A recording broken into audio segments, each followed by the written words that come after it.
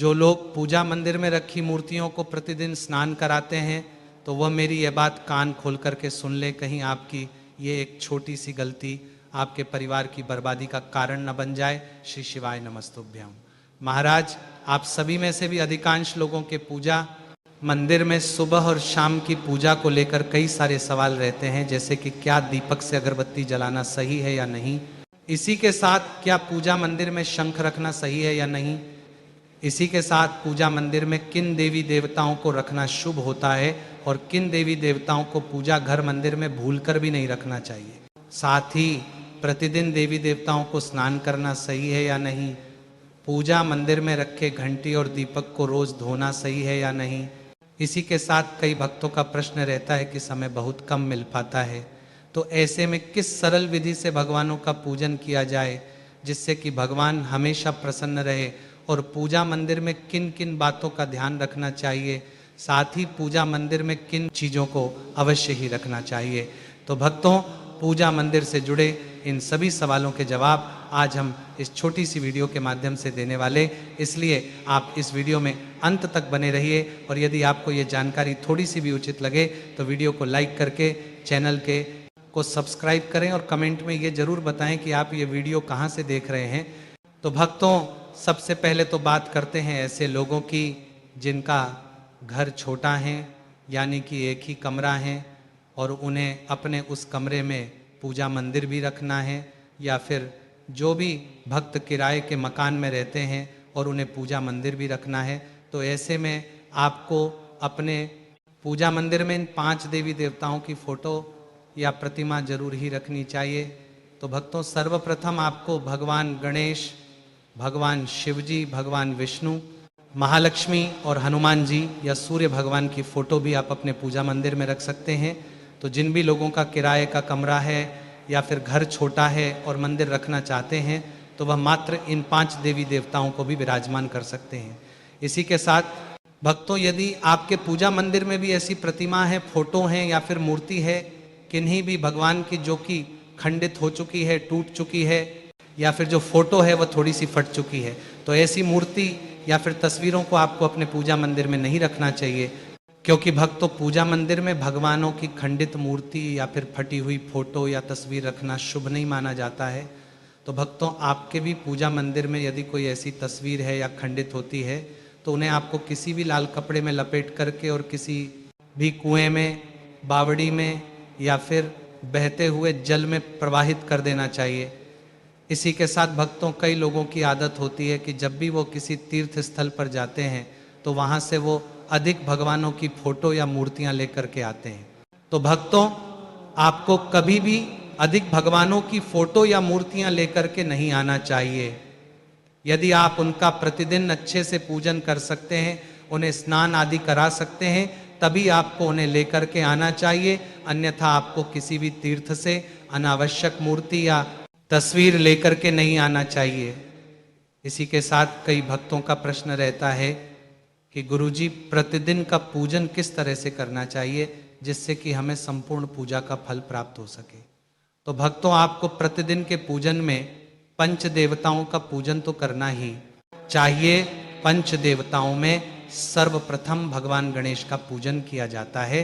तो आपको भगवान गणेश को भाव रूप से जल का छींटा दे करके, यानी कि उन्हें स्नान कराकर उनका पूजन करना है, फिर उन्हें धूप दीप दिखाकर और उनकी आरती करना चाहिए। इसी के साथ भक्तों, कई लोगों के पूजा मंदिर में लड्डू गोपाल जी और भगवान शिव का शिवलिंग भी रखा होता है, यानी कि भक्तों, जिनका घर थोड़ा बड़ा होता है, कमरे अधिक होते हैं, तो उन्हें अपने पूजा मंदिर में पंच देवी देवताओं के साथ साथ यदि आप सेवा कर सके तो आपको लड्डू गोपाल जी और शिवलिंग को भी अपने पूजा मंदिर में अवश्य ही विराजमान करना चाहिए।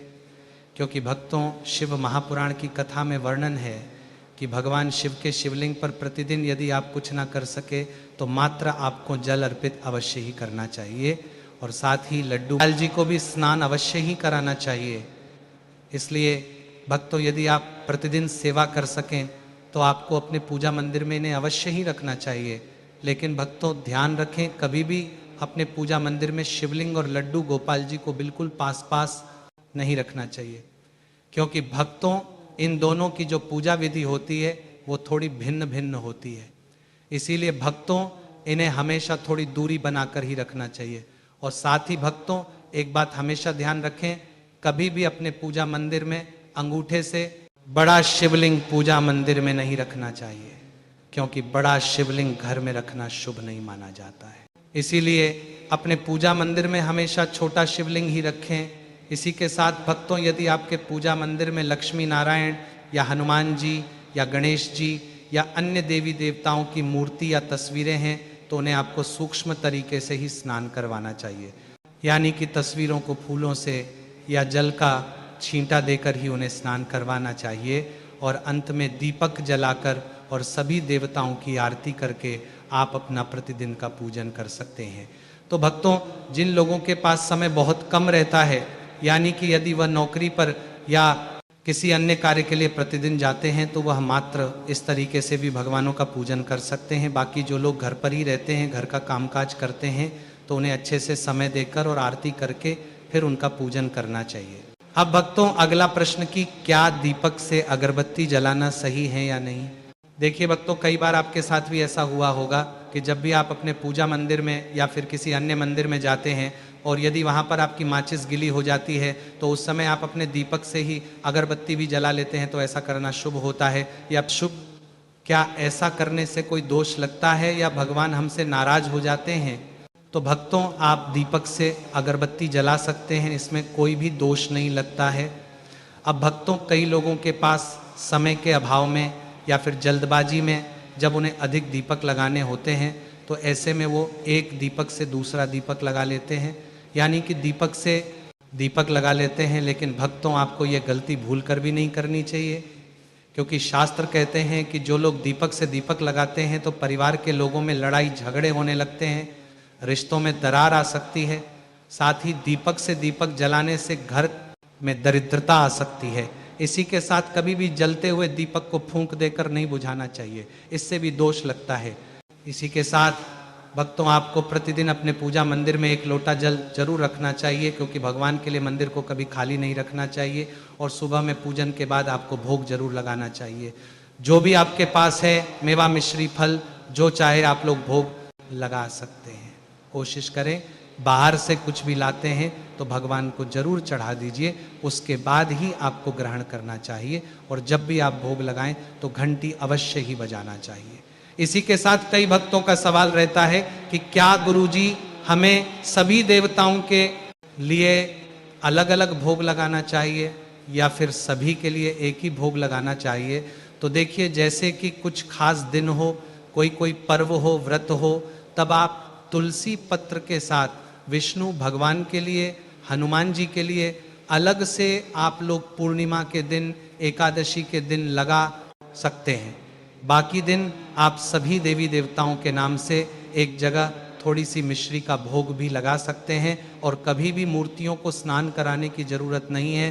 केवल मान लीजिए शिवलिंग है या लड्डू गोपाल जी हैं, शालिग्राम जी हैं, तब उनका अभिषेक करना जरूरी है, स्नान कराना जरूरी है, शिवलिंग को अभिषेक करना जरूरी है। तो इसीलिए आपको प्रतिदिन शिवलिंग पर जल जरूर चढ़ाना है। एकदम साधारण विधि से हमें पूजा करनी है और उसके बाद से भगवान को भोग में जो भी आपके पास है यथाशक्ति आप मिश्री का भोग भी लगा सकते हैं। अब भक्तों कई लोगों के पूजा मंदिर में शंख भी रखा जाता है, तो आपको इस शंख का पूजन भी अवश्य करना चाहिए, यानी कि प्रतिदिन आपको इस शंख में जल भरना चाहिए, इसमें फूल भी डालना चाहिए। इसी के साथ आप शंख पर तुलसी दल भी चढ़ा सकते हैं, क्योंकि शंख पर जो है विष्णु भगवान का स्वरूप है और माता तुलसी तो आपको मालूम ही है कि विष्णु भगवान के बिना अधूरी है। तो आपको तुलसी पत्र भी अगर आपके पास है तो जरूर आपको चढ़ाने चाहिए। और शंख को कभी भी नीचे ना रखें, इसे हमेशा आसन पर ही रखना चाहिए। इसी के साथ भक्तों अगला प्रश्न है कि बची हुई बाती का क्या करें। तो भक्तों बची हुई बाती को आपको किसी भी एक पात्र में इकट्ठा करना है, और जब बहुत सारी जली हुई या बची हुई बातियां हो जाती हैं तो आपको इन्हें जला देना चाहिए। अब भक्तों इसी के साथ में अगला जो प्रश्न है कि जैसे हमें प्रतिदिन फूल पुष्प नहीं मिलता है तो हम क्या करें। तो इसमें भी आपको चिंता की कोई बात नहीं है। आपको रोज़ाना पुष्प नहीं मिलता है तो जो है उसी से भगवान को याद कीजिए, भगवान को प्रणाम कीजिए, पूजा पाठ कीजिए, भोग लगाइए। फूल की आवश्यकता नहीं है, यदि मिल जाता है तो बहुत अच्छी बात है, नहीं मिलता है तो भी कोई दिक्कत नहीं है। इसी के साथ फूल क्या धोकर चढ़ा सकते हैं, तो भक्तों आपको ऐसा नहीं करना है, क्योंकि चढ़े हुए फूलों को पुनः धोकर नहीं चढ़ाने चाहिए। बेलपत्र हम पुनः धोकर चढ़ा सकते हैं, लेकिन फूल एक बार चढ़ाने के बाद दोबारा नहीं चढ़ाना चाहिए। इसके बाद अगला प्रश्न है कि एक ही रूम यानी कि कमरा है तो क्या मंदिर रख सकते हैं? तो महाराज रख सकते हैं, क्योंकि बिना मंदिर का घर नहीं होता है। तो भक्तों मंदिर आप दीवार पर या किसी ऊंचाई पर आप रखिए, और एक ही रूम है तो पर्दा डालकर रखिए। मंदिर में पर्दा जरूर होना चाहिए। रात को आप लोग पर्दा फैला दीजिएगा और उसके बाद उस रूम में आप लोग सो सकते हैं। लेकिन मंदिर छोटा हो या बड़ा हो जरूर रखना है, बिना मंदिर का घर नहीं होता, इस बात का ध्यान रखिएगा। और ये जो मंदिर में एक लोटा जल आप रखेंगे तो अगले दिन हमें इस जल को किसी भी पौधे में या गमले में डाल देना है, लेकिन भूलकर भी तुलसी जी के क्यारी में नहीं डालना है। बाकी आप चाहे तो इस जल को अगले दिन अपने रसोई घर में भी छिड़क सकते हैं, या मुख्य द्वार पर भी छिड़क सकते हैं, या फिर आप इसको पीने के भी कार्य में ले सकते हैं, क्योंकि इसमें बहुत सारी शक्तियां समाहित हो जाती है। प्रतिदिन के जल में जो 24 घंटे रहता है, तो इसको ढक कर रखिएगा, तो आप अगले दिन इसको चाय में भी उपयोग कर सकते हैं, इसको पी भी सकते हैं, प्रसाद के रूप में ये हो गया। लेकिन मंदिर में जरूर आपको एक फूल डालकर जल रखना चाहिए। इसी के साथ कई माताओं बहनों का सवाल रहता है कि हमें रजस वाला धर्म आ जाता है, तो ऐसे में हम प्रतिदिन पूजन के नियम का पालन कैसे कर सकते हैं?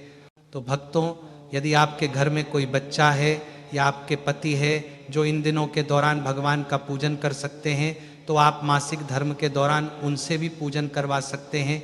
लेकिन यदि नहीं कर सकते हैं तो आप मात्र इन दिनों में नाप जप ही करें। इन दिनों आपको पूजन आदि के कार्य नहीं करना चाहिए। इसके बाद भक्तों क्या पूजन के बाद आरती करना जरूरी है? तो भक्तों यदि आपके पास समय है तो कर लीजिए। भगवान का नाम जितना ही लेंगे उतना ही हमारे लिए अच्छा होगा, हमारे हित के लिए। लेकिन अगर समय नहीं है तो आप केवल दीपक जलाकर इसे भगवानों के सामने इस दीपक को 5 या 7 बार घुमाकर भी आरती कर सकते हैं, और चाहे तो ओम जय जगदीश हरे ये आरती भी गा रहे हैं यदि आपके पास समय है। अब भक्तों अगला प्रश्न कि क्या पूजा मंदिर में दीपक को सुबह शाम धोना चाहिए या नहीं? तो भक्तों जब भी आप प्रतिदिन सुबह सुबह अपने घर के मंदिर में भगवानों को स्नान आदि कराते हैं, तो इस समय आपको अपना जो दीपक होता है इसे भी प्रतिदिन अवश्य ही धो लेना चाहिए। यानी कि जल से आपको सुबह के समय में दीपक को अच्छे से धो लेना चाहिए प्रतिदिन की पूजा में, और इसके बाद ही आपको इसमें सुबह का दीपक लगाना चाहिए। अब भक्तों शाम की बात करें तो शाम को आपको इस दीपक को जल से नहीं धोना चाहिए, मात्र इसमें जो सुबह की बाती जली हुई रहती है उसे आपको हटाना है, और उंगली से इस दीपक को साफ करके फिर शाम के लिए आपको इसमें ही दीपक लगा लेना है, यानी कि शाम का दीपक कर लेना चाहिए। तो भक्तों आपको प्रतिदिन सुबह के समय ही दीपक धोना चाहिए, और शाम के समय आप इस दीपक को साफ करके पुनः इस दीपक को जला सकते हैं। इसी के साथ भक्तों पूजा मंदिर में हमेशा पीतल का, तांबे का, चांदी का या मिट्टी का दीपक ही होना चाहिए।